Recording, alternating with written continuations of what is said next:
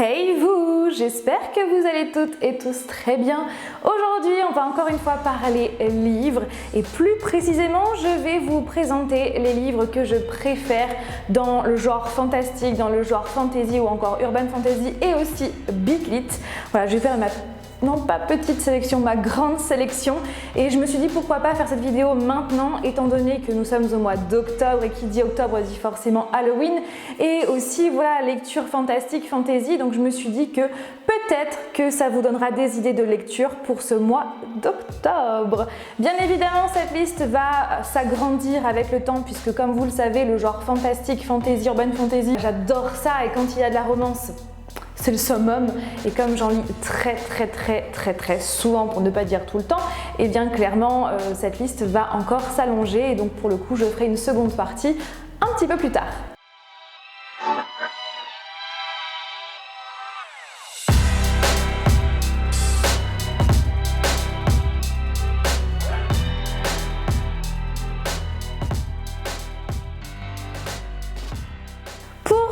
Beaucoup plus clair pour vous, cette vidéo va être divisée en plusieurs catégories de façon à ce que ça soit beaucoup plus clair et que vous puissiez mieux vous y retrouver.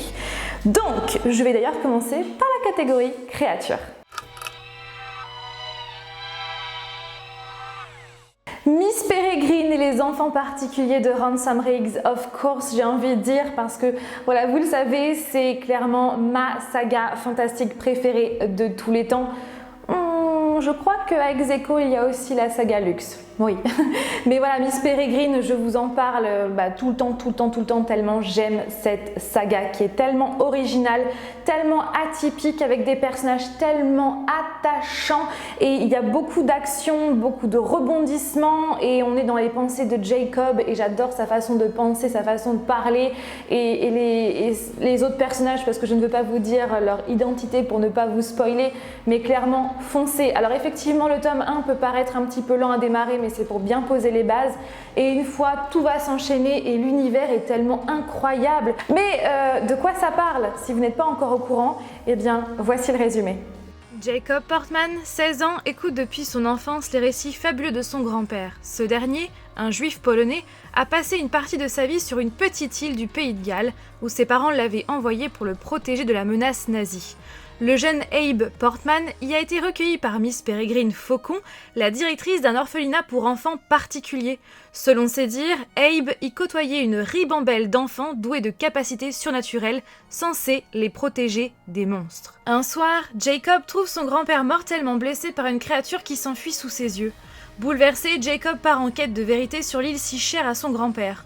En découvrant le pensionnat en ruine, il n'a plus aucun doute, les enfants particuliers ont réellement existé. Pourquoi vivaient-ils ainsi reclus, cachés de tous, et s'ils étaient toujours en vie, aussi étrange que cela puisse paraître? Je vous ai parlé de la saga Lux, bien évidemment la saga Lux qui, enfin moi je dis Lux, un coup je dis Lux, peu importe, de Jennifer Ellermann-Schultz. Vous le savez, j'aime trop cette saga, j'ai lu les 4 premiers tomes si je dis pas de bêtises, non les 3, oh je sais plus, quoi qu'il en soit, je n'ai pas encore tout lu parce que vous le savez, j'aime prendre mon temps dans les lectures, dans les sagas que j'aime parce que je n'ai pas trop envie de, je n'ai pas envie de quitter les personnages que j'aime trop vite, donc je savoure, voilà, je me laisse le temps et la saga Lux c'est une saga qui est géniale déjà, j'adore les personnages, mais avant tout, de quoi ça parle? Quand Cathy déménage dans un coin paumé de Virginie occidentale, elle s'attend à tout sauf à rencontrer des voisins de son âge. Déception, Damon Black a beau être canon et avoir une sœur jumelle adorable, il n'en est pas moins insupportable et arrogant. Lorsque Kat se rend compte que tout le monde semble fuir la famille Black, elle voit d'un autre œil la froide suffisance de Damon. Pourra-t-elle encore l'éviter quand tout lui crie de s'en approcher ? Comme je vous l'ai dit, c'est clairement l'une de mes sagas fantastiques, il y a de la science-fiction préférée, clairement au même niveau que Miss Peregrine et les enfants particuliers, parce que c'est addictif, parce que c'est hyper intéressant, parce que je suis trop fan des personnages de Cathy, mais surtout Damon. Clairement, si je devais choisir qu'un seul book boyfriend, ce serait Damon Black sans hésiter, qui est arrogant au premier abord, mais qui finalement est tellement mystérieux et qui cache des secrets, et franchement j'aime trop Damon. Dit Lucy aussi, sa sœur jumelle qui est trop attachante, et puis aussi tous les autres personnages. Mais ouais, c'est clairement une saga que je vous conseille. C'est tellement original encore une fois, et c'est vraiment un univers qui est bien ficelé. Clairement l'autrice déborde d'imagination, et d'ailleurs vous allez le voir au fil de cette vidéo, le terme original va revenir quasiment à chaque fois. C'est le maître mot de cette vidéo, l'originalité. Et clairement vous n'allez pas être déçus en commençant la saga Lux. Twilight, bien sûr, bien sûr, bien sûr, bien sûr, de Stephenie Meyer. Cette saga est composée en tout de 5 tomes. Il y a Fascination, Tentation, Hésitation et Révélation qui sont sous le point de vue de Bella, et Midnight Sun qui est Fascination sous le point de vue de Edward. Et comme vous le savez, clairement Midnight Sun c'est mon préféré de la saga. Donc bien sûr il faut le lire après avoir lu la saga entière sous le point de vue de Bella. Et ouais, franchement j'aime trop cette saga, et c'est grâce à elle que j'aime lire, tout simplement. Bella, 17 ans, décide de quitter l'Arizona ensoleillé où elle vivait avec sa mère pour s'installer chez son père. Elle croit renoncer à tout ce qu'elle aime, certaine qu'elle ne s'habituera jamais ni à la pluie ni à Fox, où l'anonymat est interdit. Mais elle rencontre Edward, lycéen de son âge d'une beauté inquiétante. Quel mystère et quel danger cache cet être insaisissable aux humeurs si changeantes? À la fois attirant et hors d'atteinte, Edward Cullen n'est pas humain. Il est plus que ça. Bella en est certaine. Vivant de Isaac Marion chez les éditions Brajlon. R est un zombie. Il n'a pas de nom, pas de souvenir, pas de pouls, mais il rêve. Dans les ruines d'une ville dévastée, R rencontre Julie. Elle est vivante, palpitante. C'est un jaillissement de couleur dans un camailleux de gris. Et sans savoir pourquoi, R choisit de ne pas la tuer. C'est le début d'une étrange relation à la fois tendre et dangereuse. Ce n'est jamais arrivé. R bafoue les règles des vivants et des morts. Il veut respirer à nouveau, il veut vivre et Julie va l'aider. Mais leur monde ne se laissera pas transformer sans combattre. Alors sachez qu'il y a un film qui est sorti sous le nom de Warm Bodies, qui est donc inspiré de Vivant de Isaac Marion, avec notamment Nicolas Hoult. Clairement ce film je vous le conseille pour la période d'Halloween, j'avais vraiment beaucoup aimé ce film, et après l'avoir vu, eh bien j'ai lu le livre, et sachez qu'il y a pas mal de différences. Alors même si l'histoire de base, voilà, le fait que ça parle de zombies, de la terre post-apocalypse, où les humains se cachent des zombies qui mangent la cervelle des humains, c'est vrai que c'est pas très original dans le fond, mais toute l'originalité repose sur R, un zombie qui rêve, et qui veut protéger Julie, une humaine. Et je trouve que c'est ça l'originalité de l'histoire, et c'est très sympathique à lire. Et voilà, si vous aimez les histoires de zombies, n'hésitez pas. Horror Store de Grady Hendrix chez les éditions Milan. Alors ce livre-là, ça fait des années que je vous en parle, et c'est vrai que j'aurais dû le remettre dans ma pile à lire pour le challenge à l'octobre de ce mois-ci, parce que j'aimerais trop le relire. Voilà, déjà par son design, bien sûr, qui fait penser à un catalogue Ikea, bien évidemment. On a un plan ici, on a des meubles partout, et c'est déjà une super bonne idée. On a même un formulaire de livraison à domicile. Donc rien que l'objet livre, je le trouve mais juste génial.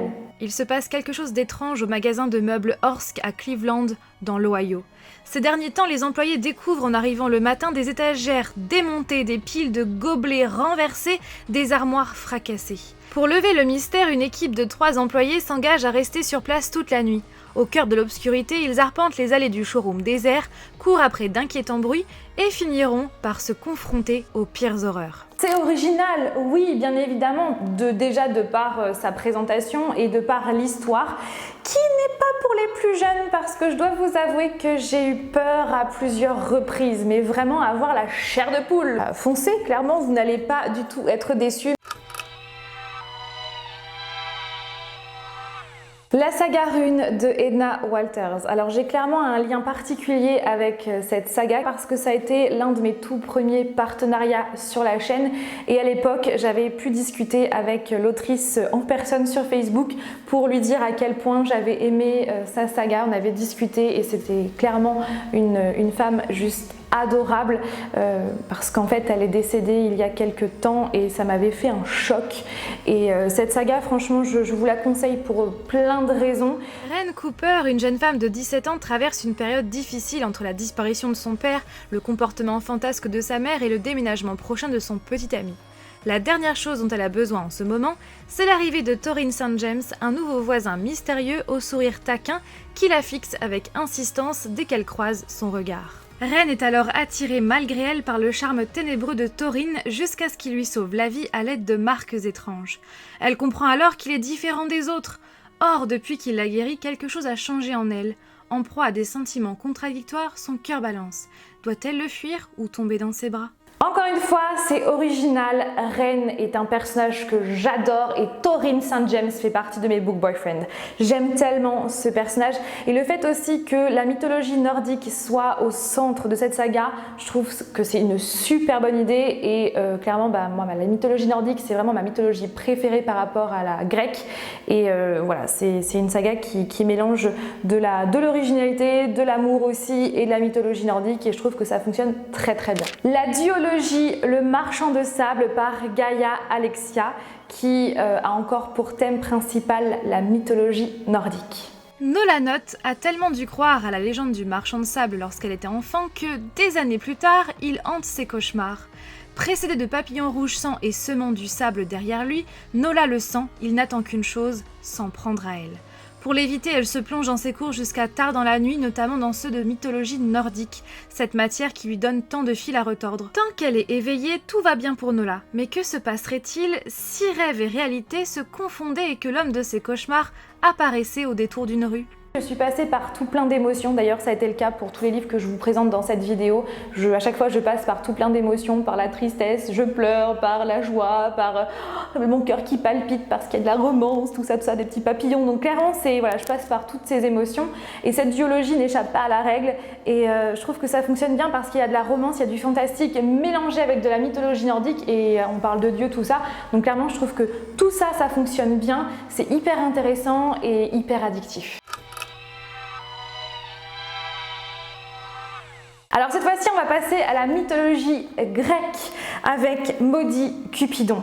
Donc cette trilogie, au tout départ, je dois vous avouer que le tome 1 m'avait laissé un petit peu mitigée parce que j'avais beaucoup aimé l'histoire, le fait qu'il y ait de la mythologie grecque dans cette histoire, le fait que ça parle de Cupidon, mais j'étais un petit peu sceptique par rapport à Lila, le personnage principal qui m'avait agacé une bonne partie du livre et finalement le tome 2 avait été une révélation et le tome 3 également. Donc c'est pour cette raison que je vous parle de cette trilogie dans cette vidéo.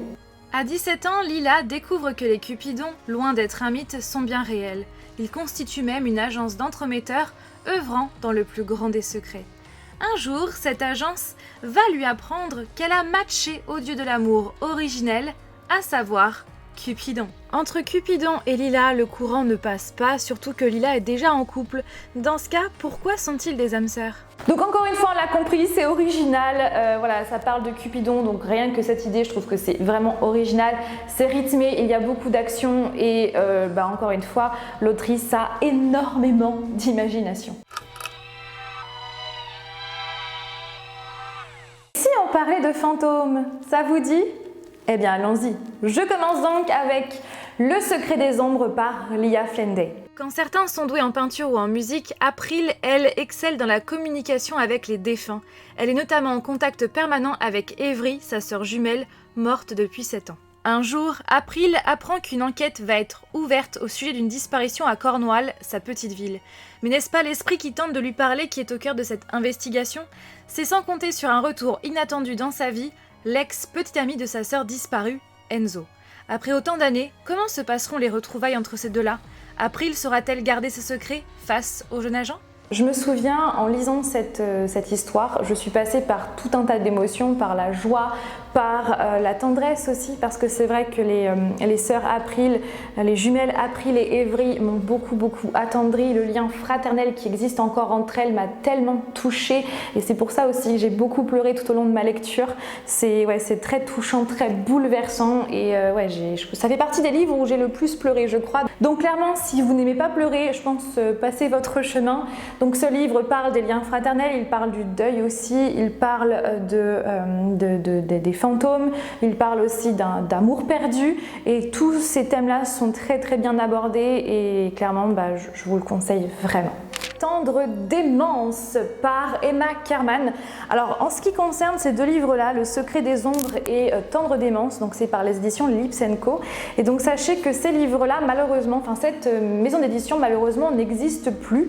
Donc je ne sais pas du tout où est-ce que vous pouvez encore retrouver ces livres-là. Est-ce que les autrices sont auto-publiées maintenant ou est-ce qu'elles sont publiées par quelqu'un d'autre?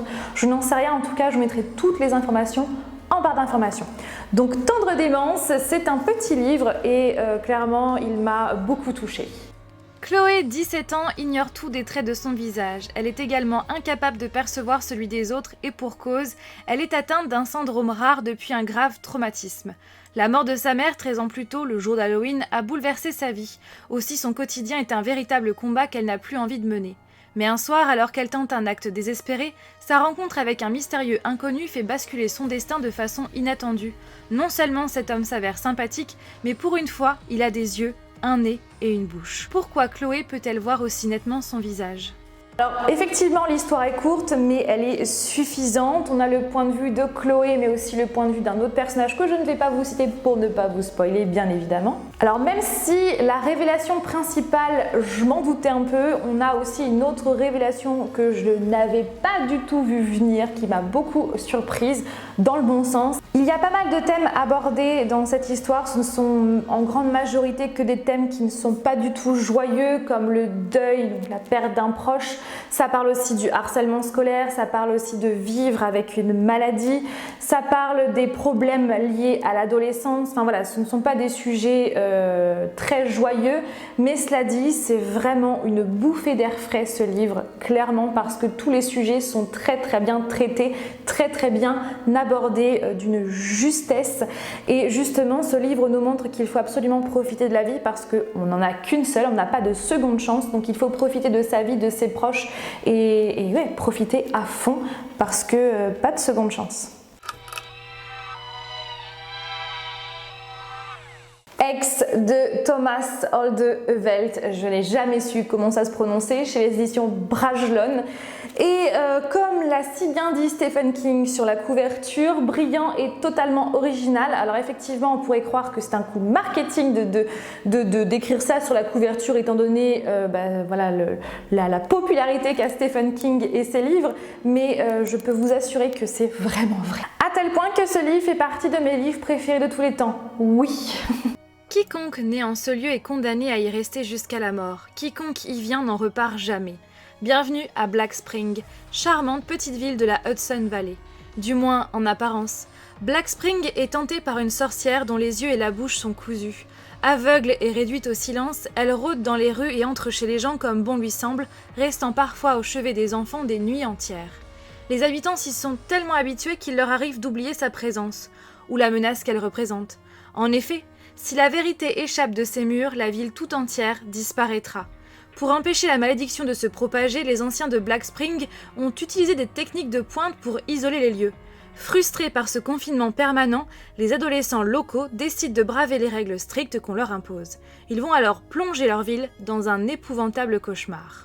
Cette histoire a beaucoup de rythme, beaucoup de révélations, de rebondissements auxquels on ne s'attend pas. Il se passe un truc et on se dit non mais en fait il peut pas se passer pire, mais en fin de compte si, ça fait effet boule de neige et l'événement suivant est pire que le précédent. C'est vraiment original, c'est bien pensé, c'est très bien écrit, c'est une super bonne idée et on passe par tout plein d'émotions, par la peur, par le frisson, par la tristesse parce que oui j'ai pleuré. Il y a aussi de l'horreur, alors c'est pas de l'horreur trash, mais on va dire que c'est de l'horreur qui fait frissonner. Ce livre parle de la malédiction, mais aussi est quand même centré sur le comportement des gens face à une situation bien précise. Et je suis sûre que si ce genre de situation existait dans la vraie vie, les gens se comporteraient exactement pareil. Et justement, voilà, c'est affreux, clairement. Donc ce livre nous montre vraiment les bons et aussi les pires côtés de l'être humain et je vous le conseille, clairement je vous le conseille. Après, pas pour les plus jeunes, non. The Wicked Deep par Shia Earnshaw. Alors ce livre-là parle de sorcières et voyons le résumé. Il y a à peu près 2 siècles, Marguerite, Aurora et Hazel Swan, 3 jeunes femmes belles, libres et indépendantes, furent accusées de sorcellerie par les habitants de la ville de Sparrow. Des pierres accrochées aux chevilles, les 3 sœurs furent noyées, exécutées. Depuis ce jour, chaque année au mois de juin, les sœurs Swan sortent des eaux de la baie pour choisir 3 jeunes filles, 3 hôtes. Dans le corps de ces adolescentes, Marguerite, Aurora et Hazel reviennent se venger. Et cette année encore, Penny le sait, alors que les touristes afflueront, on retrouvera des cadavres de jeunes hommes sur la plage. Car cette malédiction, rien ne semble pouvoir l'arrêter.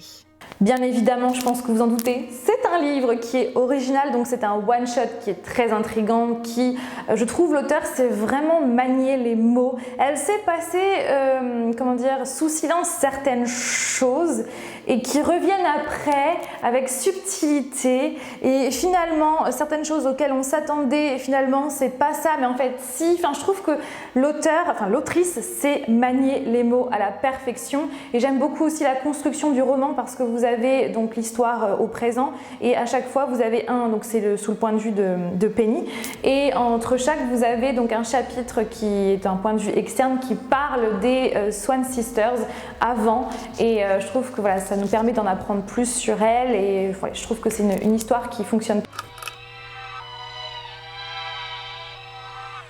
Et maintenant, je vais vous parler des anges. Oui, bien évidemment, vous le savez, puisque les anges, c'est clairement mon thème préféré, mon thème fantastique, fantasy préféré. J'aime trop. En fait, les anges m'ont toujours passionnée. Je trouve ça hyper intéressant comme sujet.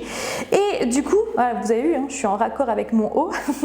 Ma saga sur les anges préférée, c'est Hush Hush. Donc c'est la saga Les Anges Déchus par Becca Fitzpatrick, donc il y a 4 tomes. À ce jour, je n'ai lu que les 3 premiers parce que vous le savez, je n'arrive pas à lire le 4e tome parce que je n'arrive pas à me dire que c'est le dernier et que du coup je ne vais plus suivre Nora et Patch. Du coup, voilà, ça me rend trop triste, donc du coup j'arrive toujours pas à passer le cap. Mais je pense que je vais la recommencer depuis le début et on va faire comme ça, je pense. Donc, de quoi ça parle? Le tout nouveau affole toutes les jeunes filles du lycée. Patch, Cipriano est beau, ténébreux, sulfureux, mais lui ne voit que Nora qui s'en passerait bien. Patch semble en savoir beaucoup trop sur son compte. La mort de son père, son manque d'assurance, la moindre de ses pensées. L'attention qu'il lui porte la fascine, l'inquiète. Qui est vraiment ce garçon? Est-il lié aux incidents bizarres qui se multiplient autour d'elle? Portland se fait bientôt le théâtre d'un combat vieux comme le monde. En suivant cette gueule d'ange jusqu'aux portes de la mort, la lycéenne risque bien de se brûler les ailes. C'est un univers qui est tellement bien ficelé, c'est tellement intriguant, tellement mystérieux, tellement intéressant. Le fait de suivre le quotidien de Nora, sa rencontre avec Patch qui est trop mystérieux. Franchement, Patch, Cipriano, je suis trop fan de ce personnage.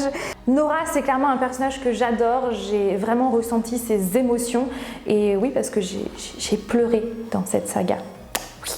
Et je trouve que la romance mélangée avec de la théologie, donc avec les anges déchus, tout ça, je trouve que ça fonctionne, mais vraiment très très bien. Si clairement je devais vous conseiller qu'une seule saga sur les anges, une seule saga angélique, je vous citerai Les Anges Déchus sans hésiter, qui d'ailleurs fait partie de mes sagas littéraires préférées. Autre livre sur les anges, Zelle, l'ange mercenaire, donc le tome 1, La Clé, par Calypso Caldine chez les éditions Hugo Roman. Depuis sa naissance, Kendra dispose de pouvoirs surnaturels. Elle voit les fantômes et elle est capable de lire l'aura qu'entoure une personne. Elle essaye malgré tout de vivre une vie normale de lycéenne. Une ambition simple, mais qui devient un véritable défi quand le mystérieux Zelle entre dans sa vie avec la ferme intention de l'assassiner. Qui est-il réellement? Pourquoi veut-il éliminer Kendra? Et surtout, d'où viennent les phénomènes surnaturels qui perturbent de plus en plus la paix de la petite ville de Ravenhill? Vous le savez, j'arrête pas de vous bassiner avec ce livre. C'est un livre sur les anges que j'aime vraiment, mais trop, qui est hyper original, avec Kendra qui a un pouvoir, et je trouve que c'est très original. Elle ne se laisse pas marcher sur les pieds parce que oui, Zelle est très arrogant, mais très, et Zelle, c'est un personnage que j'adore, qui est très mystérieux, qu'on découvre au fil du temps. Mais cela dit, j'ai encore tout plein de questions qui restent sans réponse, puisque voilà, ce n'est que le tome 1. J'ai trop hâte de lire le tome 2. J'ai trop hâte de savoir la suite, et c'est une histoire qui est hyper addictive. La saga Nuit écarlate de Mary Hall, avec des couvertures qui sont toutes vraiment hyper belles. Donc à ce jour, les 3 premiers tomes que j'ai lus sont sortis en VF, et le 4e est toujours que en VO à l'heure actuelle, et j'ai vraiment hâte de lire enfin ce 4e tome. Bienvenue à vous tous au carnaval diabolique, ou comme j'aime l'appeler affectueusement, le carnaval des damnés. Mon nom est Pandora et même si mon visage ne vous est peut-être pas familier, vous me connaissez. Je suis une Néphilim. Qu'est-ce que cela signifie ? Je suis mi-démon. Et quel est mon autre nom ? Luxure. Je suis cette envie sombre qui vous rend fou, vous fait désirer, vous rend téméraire et stupide. Je suis la drogue que vous feriez n'importe quoi pour obtenir. Mais je ne suis pas uniquement mauvaise, je me bats pour la lumière, la bonté et la vérité. J'aime mon travail de tueuse de vampires, de loups-garous, de zombies et autres détraqués. C'est ce qui me rend heureuse. Mais des gens ont commencé à disparaître et dernièrement je sens une présence sombre rôder autour de moi. Je crois qu'il s'agit d'un prêtre de la mort et cela est réellement mauvais. Il n'y a pas grand-chose qu'un démon comme moi craint, mais eux, je les crains. Cela aurait dû être simple, tuer les détraqués accros, me débarrasser de mon fichu problème de prêtre, mais je suis sur le point d'être trahie par la personne à qui je croyais pouvoir confier ma vie, et avant la fin de la nuit, je serai couverte d'écarlate. Alors je dois vous avouer que j'avais adoré le tome 1, j'avais adoré le tome 2 et on va dire que le soufflet était un petit peu retombé à cause du tome 3 que j'ai trouvé un petit peu moins bon à cause notamment de la traduction. Mais cela dit, c'est vraiment une saga que je vous conseille, que je n'avais jamais entendu avant de commencer ce tome 1. C'est clairement une histoire qui est encore une fois originale, c'est novateur. C'est très atypique, c'est sombre aussi, donc ce n'est pas une histoire pour les plus jeunes. J'adore le personnage de Pandora qui a beaucoup de caractère, qui ne se laisse pas marcher sur les pieds. Et ce que je trouve original, c'est qu'elle est elle est Néphilim, donc en fait elle est à moitié démon et elle a le démon de la luxure en elle et je trouve que c'est tellement original. Et j'adore aussi le personnage de Asher. Enfin voilà, c'est vraiment un univers qui est hyper intriguant, hyper mystérieux et hyper intéressant. Donc je vous conseille. Le tome 1 parle de vampires, le tome 2 parle de zombies et le tome 3 parle de loups-garous. Voilà, vous sachez qu'il y a d'autres créatures dans cette saga et c'est cool. C'est Promise to Lucifer de Caroline Mertz. Vous le savez, l'amour que j'ai pour ce livre. D'ailleurs, sachez que Caroline a réédité donc ce livre, elle l'a auto-publié puisque comme je vous l'ai dit, les éditions Lipsenko n'existent plus. Donc elle a auto-édité son livre, elle l'a remasterisé on va dire. Et c'est sûr et certain que cette nouvelle version, je vais me l'acheter. Ça c'est sûr. Liberty est une étudiante qui aime se fondre dans la masse. Semble être calme, réservée et qui visiblement n'a jamais eu de problème. Mais que se passe-t-il quand Lucifer vous a élu pour l'épouser ? Que faire quand cet être sans émotion est prêt à tout pour vous trouver, c'est-à-dire à faire du mal à tous ceux qui se trouveront sur son chemin ? Fuir n'est pas la meilleure des options. Où que vous vous trouvez, Satan vous retrouvera toujours, pour le meilleur et pour le pire. Si vous cherchez une histoire sur Lucifer, une romance avec Lucifer, foncez. Mais clairement foncez parce que c'est une histoire qui fonctionne très bien. Lucifer est à l'image de Lucifer, très arrogant, il n'en a rien à faire des autres et il veut absolument Liberty quoi qu'il en coûte. Et Liberty, c'est une femme qui ne se laisse pas marcher sur les pieds, loin de là, et c'est le genre de personnage féminin que j'adore, qui a vraiment du caractère. L'univers est vraiment très intéressant et j'ai beaucoup aimé le fait que voilà, la hiérarchie des démons au sein de l'enfer, voilà, c'est présent dans cette histoire et c'est hyper intéressant et c'est une histoire qui est très addictive. Alors bien sûr, j'ai d'autres livres sur ces genres à vous conseiller, mais j'attends de lire la suite pour pouvoir vous en parler. Et aussi, donc bien sûr, cette liste va évoluer avec le temps. Du coup, je ferai une seconde partie un petit peu plus tard. Et n'hésitez pas, vous aussi, à citer les livres que vous kiffez vraiment dans ces genres. J'espère que vous allez toutes et tous très bien. Je vous fais tout plein de bisous et je vous dis à mercredi prochain pour une nouvelle vidéo. Bye! You call me a saint, but you know I'm a stranger, unwilling and able to do what you want. You think I'm a thinker.